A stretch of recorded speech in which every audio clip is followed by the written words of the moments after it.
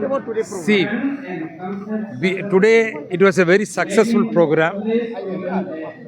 It was a very massive rally.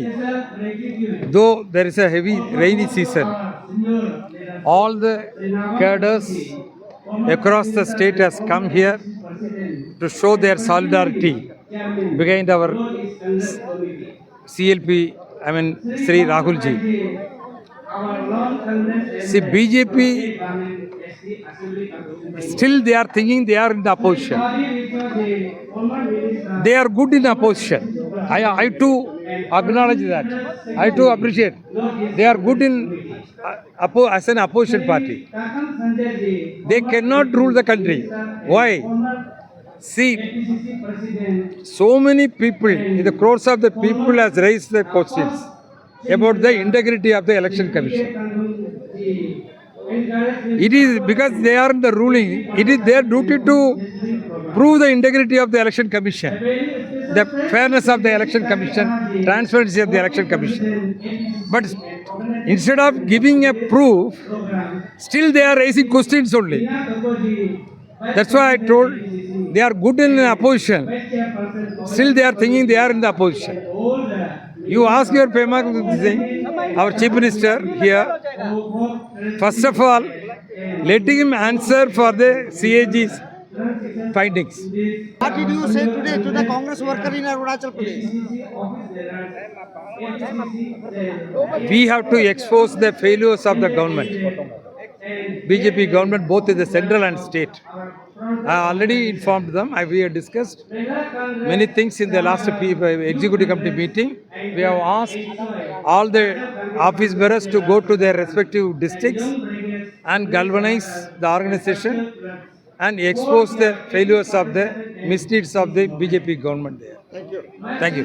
देश का लोग ने ये सार के खिलाफ और इलेक्शन कमीशन के खिलाफ जो ईवीएम पर और वोटिंग के समय गड़बड़ी पाई गई है उन सब के खिलाफ हम लोग ने आज बहुत चर्चा की, मुद्दा उठाया और यही हम लोग का रिजोल्यूशन होगा कि हम लोग अभी से फिर 15 सितंबर से आपका 15 अक्टूबर तक डोर टू डोर अभियान कैंपेन करेंगे। गौर से गौर जाएगा और हम लोग लोगों को समझाएंगे और पूरे भारतवर्ष में 5 करोड़ का सिग्नेचर हम लोग लेकर माननीय इलेक्शन कमीशन को हम लोग उसको सौंपेंगे और इस देश के महामहिम राष्ट्रपति को हम लोग वो कागज़ को सिग्नेचर जो कैंपेन पेपर्स को हम लोग सौंपेंगे।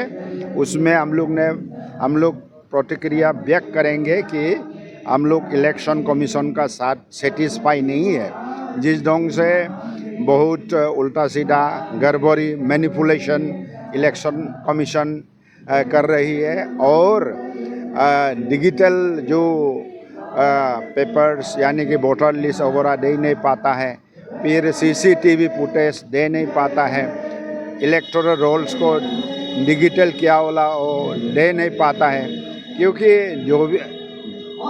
जो भी पार्टियां मांगेंगे इलेक्शन कमीशन को तो वेबसाइट में लॉन्च कर देना है, दे देना है, वो अभी नहीं मिल रहा है। उन लोगों ने सारा का सारा दस्तावेज को ख़त्म कर दिए गए, तो इसका खिलाफ हम लोग मुहिम चल रही है। ये हम लोग श्रीराम साहब, अरुणाचल प्रदेश में कांग्रेस क्या करने जा रहा है? बिहार में तो एसआईआर को लेके कांग्रेस और आरजेडी लोग हल्ला मचा रखा है, लेकिन यहाँ क्या करने वाला आप लोग?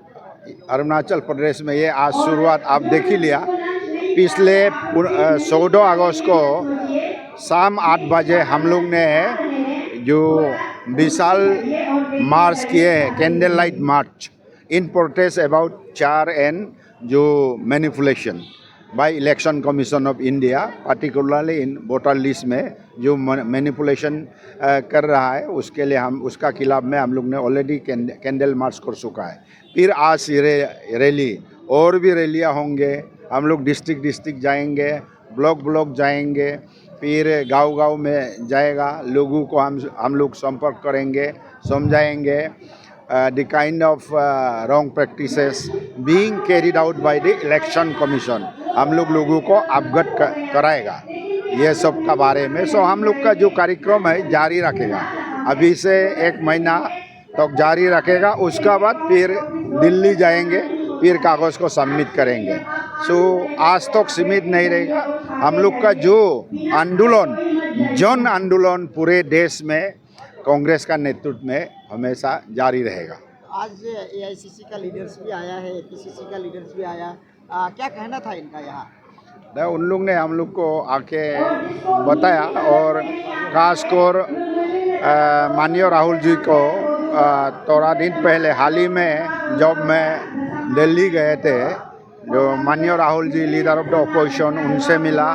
फिर अरुणाचल प्रदेश का बारे में, जैसे कि 40 साल पहले हम लोग को स्टेट का दर्जा मिला, तो उसमें उस समय at that point of time वो अच्छा था, लेकिन अभी देख रहा है कि तो कुछ संशोधन करना है स्टेटहुड में। तो उनको माननीय राहुल जी को हमने अवगत कराया कि आप इसको संशोधन कर दीजिए, क्योंकि अरुणाचल जो है गोल्ड फील्ड है, गोल्ड माइन है, यहाँ से हम लोग का बहुत उत्पादन हो सकता है।